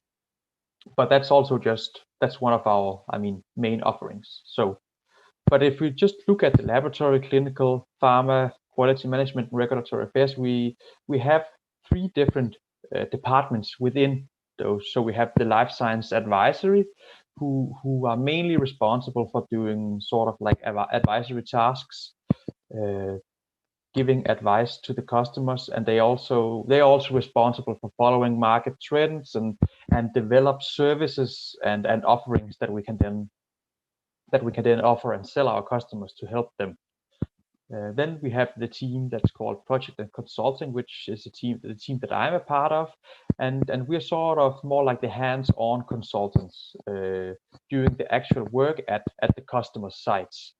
And then we have the Life Science Services section, which is sort of a more technical section where they do a lot of a lot of data analysis, a lot of data science. They also do implementations of data architectures and so on. But that's more the technical IT part.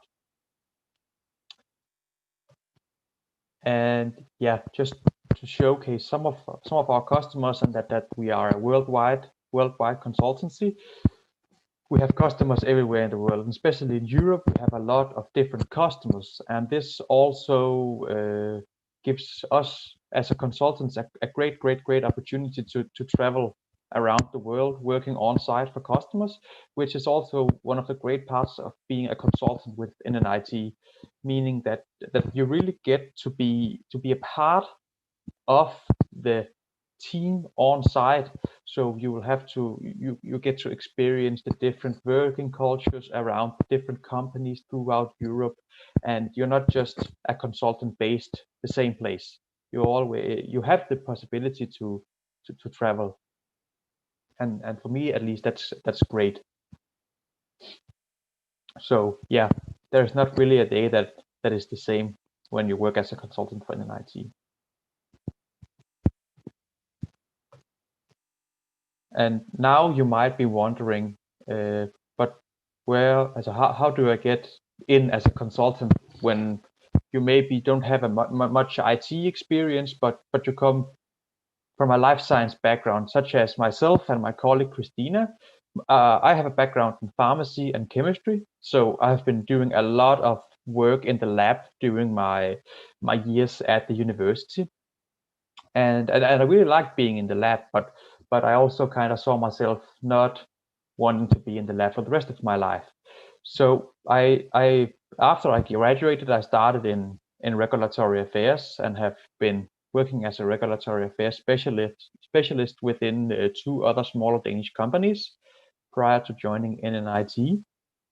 And I would say I have always had sort of an interest in IT. So for me, it was kind of natural to see I like to do regulatory affairs, but I also like IT. So I was kind of looking for a place to use the things that I like to provide value for other companies. And the regulatory affairs part, I really used my domain knowledge from my chemistry background, and then I can use my passion for IT to get a better understanding of whatever it may be. So yeah, that was kind of, what can you say, my way into the consultancy world. Whenever I was doing the regulatory affairs jobs, I was looking towards where I could help people, because that's what I like to do. And then a consultancy job was just kind of natural to me. So if you are, what can you say, interested in being a consultant, but you do not necessarily have a lot of IT experiences, I need to tell you that maybe you do, because as science graduates, we have been using 2, 3, maybe 4 kinds of different software during our studies, and we're actually kind of used to using IT to perform the tasks that we need to perform and figure out what we need to figure out, solve the problems at hand. So even though you're not like a hardcore programmer, you can still provide value to NNIT as a life science graduate. Because what we really, at least for the customers that I have been assigned as a consultant to, it is my domain knowledge, meaning my chemistry knowledge, my regulatory affairs knowledge, enabling me to speak the same language as the customer and really understanding the processes that they are doing at customers, and coupling that with my passion for IT and what I have learned about IT at NNIT as well. So to kind of continue my talk on this is, what can you say, our key offerings. So as I maybe already have mentioned, we do business and technology advisory. We have a lot of transformatory services offerings, because there are a lot of older legacy systems in the industry, and Let's see.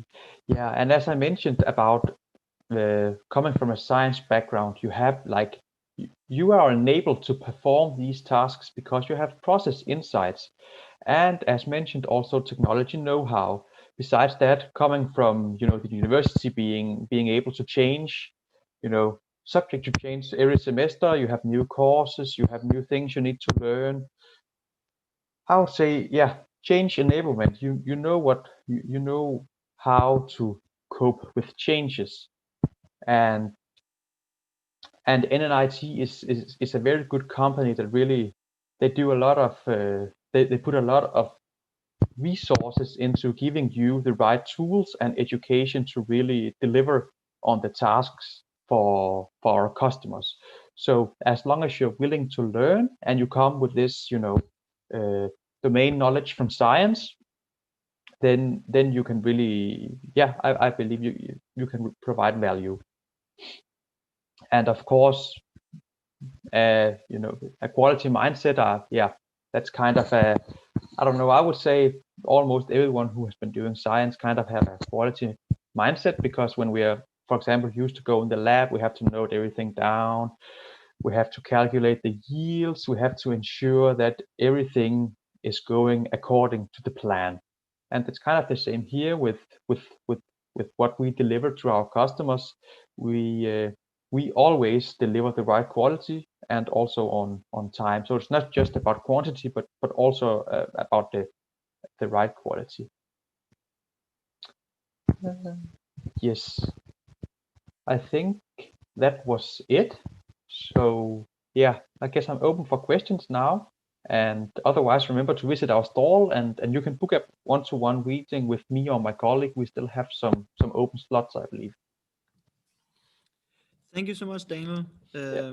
Great. So thank you, Daniel. I've got one question. So Yeah. how's the recruitment processes at NNIT? How's it like? How's like? Well, now I can only speak for myself, but yeah, for me, I think it's kind of the usual. You have some interviews, some personality tests, and some more interviews as well. But that, of course, depends on the position. I mean, when I applied for the job, I applied for a specific position, but I could imagine I'm not sure if you go for, we have had previously some graduate positions, but I'm not sure about the recruitment procedure there. All right. Yeah. Thank you. Thank you. I also have a question, Daniel. So how the IT part, per se, Yes. of NNIT, how is that different from other life science consultant firms? What qualifications do you need within IT in order to succeed at NNIT? Coming from a life science background, I would say you need like a general understanding of IT. And then we have colleagues within an IT that has expert knowledge within IT that you will collaborate on projects to deliver quality work. So coming from a life science background, you will have, if you have general knowledge of IT and of course a curious mind and an interest in IT, you will be good. Okay. Thank you so much. Thanks for your time. Yes, Yeah, remember thanks for the to questions. book one-on-ones if you want to inquire more about the NNIT. This was the final presentation, so we will round off now with a sum up. So thank you so much, Daniel. Thank See you. Have a nice evening. Bye. Yeah, bye. Good.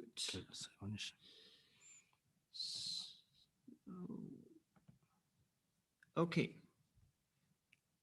So shortly here at the end, we just want to, first of all, thank you so much for sticking through. If you've been here all the way, thank you so much.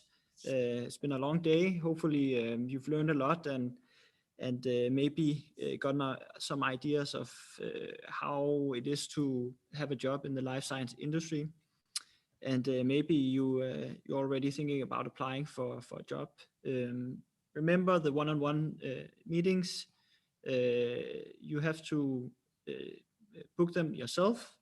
So if you really want to know more about how it is to work at Novo Nordisk or Herax or any of the other companies today, sign up for that. This is a really good opportunity to get a good conversation going with people who are already in the industry.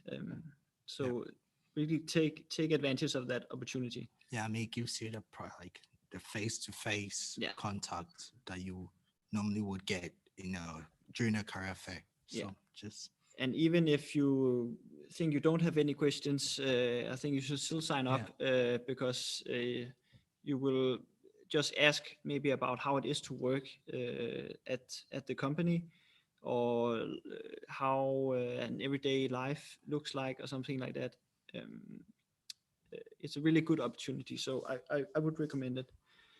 So lastly here, we're just going to talk a bit about Synapse, which is a student organization driven by volunteers from life science, how do you say, life science faculties. From the Sun students, faculty. Students of life science. So we have some different events, and the one coming up just now from our Lund department in Sweden is to PhD or not to be. Unfortunately, due to Corona, it is online, but you can still make it to sign up. The participation is, of course, free. So if you ever think about doing a PhD or not doing a PhD, if you're considering it, or are in doubt about how it is, we strongly recommend that you check out this event. Again, it's free. The date is the 6th of October, okay, from 6:45 to 20. And you can go on our Facebook page and you'll find more information regarding this program. Yes. So I think... Yes, and we also have our Synapse magazine, which comes out 4 times a year.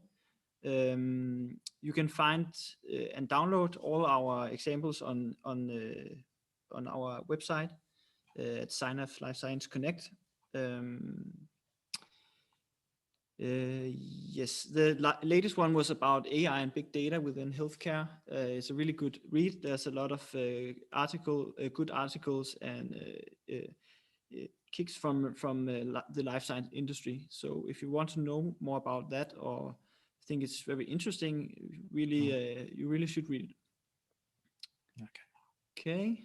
Lastly, we in Synapse are currently recruiting. Yeah. And if you're interested in doing awesome jobs and awesome events for your fellow students, you're more than welcome to apply.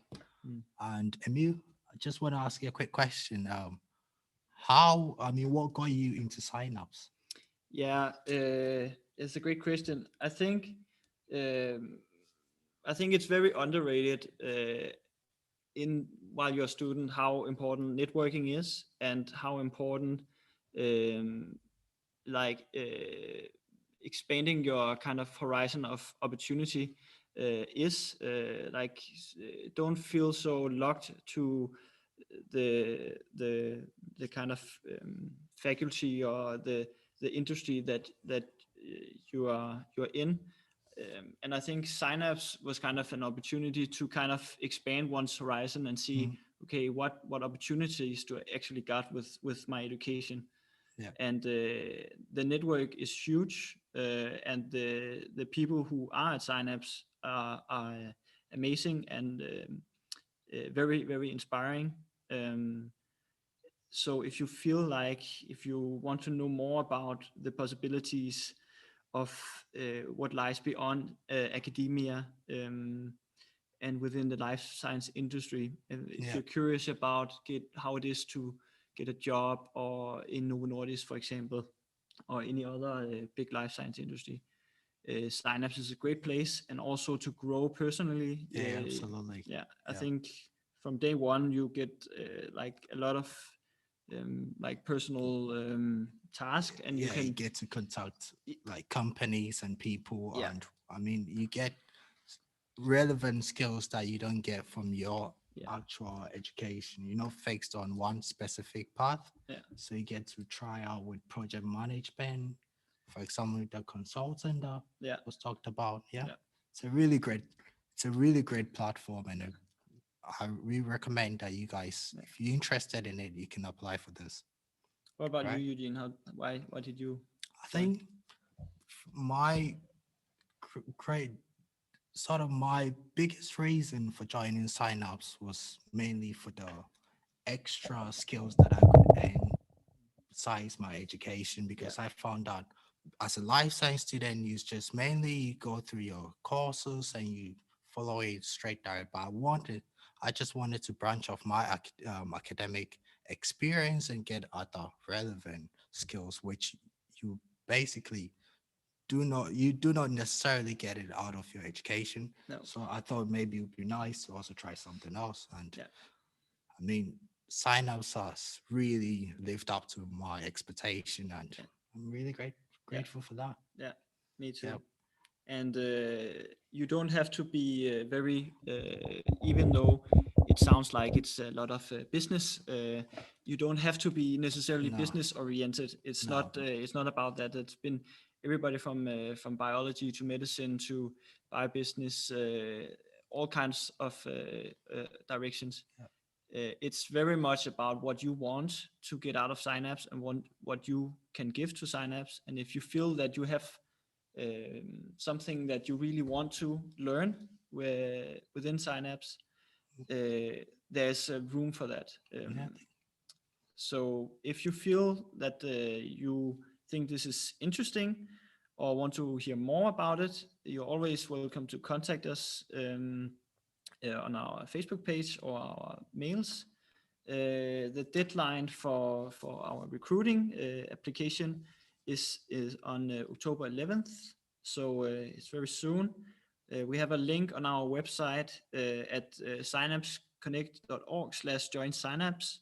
We also have posted a lot of posts on Facebook and Instagram and LinkedIn, so you will not miss it if you search for it.